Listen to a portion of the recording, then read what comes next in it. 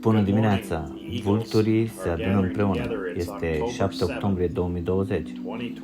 Slavă Domnului! Înainte de a intra în scrisoare, noi am auzit minunata statură a unui om perfect de duminica trecută și a fost în 10 a patra, ce a fost pe 4 octombrie 2020 și numărul benzii 62 1014 statura unui om perfect.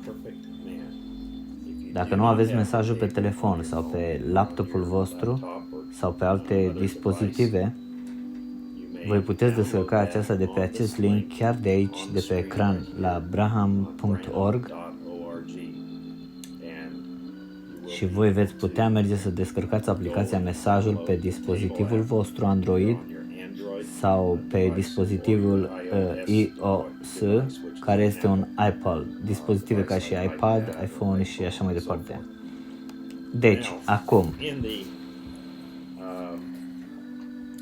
a fost interesant ce frate Branham a spus despre cunoștință. Voi știți, când tu adaugi la credința ta virtute și acea cunoștință nu era cunoștință lumească, dar era o cunoștință ce cunoștea dreptatea de greșeală. Și el a spus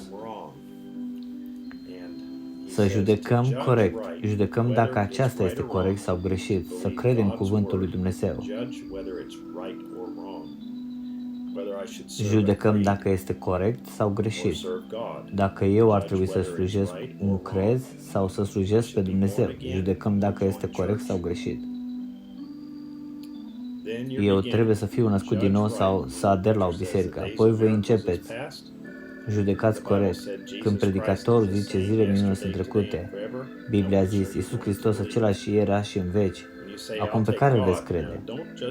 Când voi ziceți eu îl voi lua pe Dumnezeu.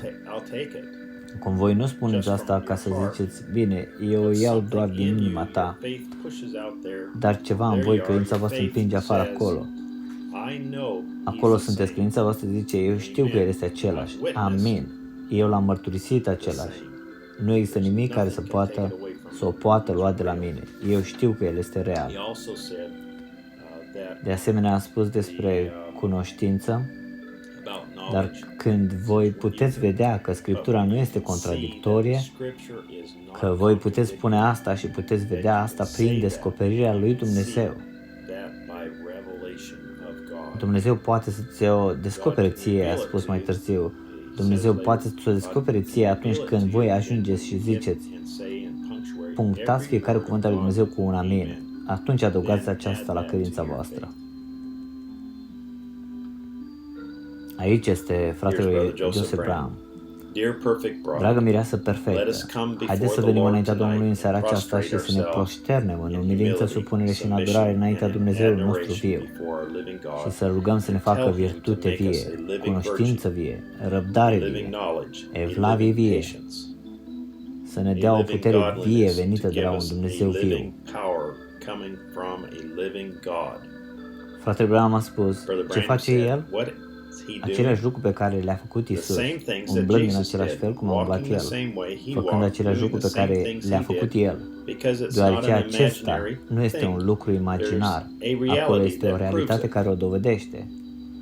Fratele Joseph continuă, nu este un lucru imaginar, noi suntem acea realitate, noi devenim statura unui om perfect, fii și fiice al lui Dumnezeu, un loc în care El poate locui și declara lumii. Aceasta este mireasa mea perfectă, deplin restaurată, care a stat cu cuvântul meu. Aleșii lui au depins și a așteptat această zi să vină de mii de ani. Ei au așteptat pentru această biserică să vină la desfășurare ca să poată duce învierea.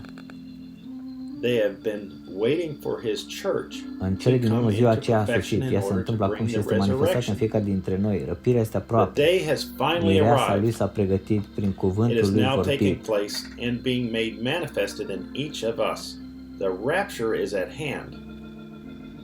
Vino, Doamne Iisuse.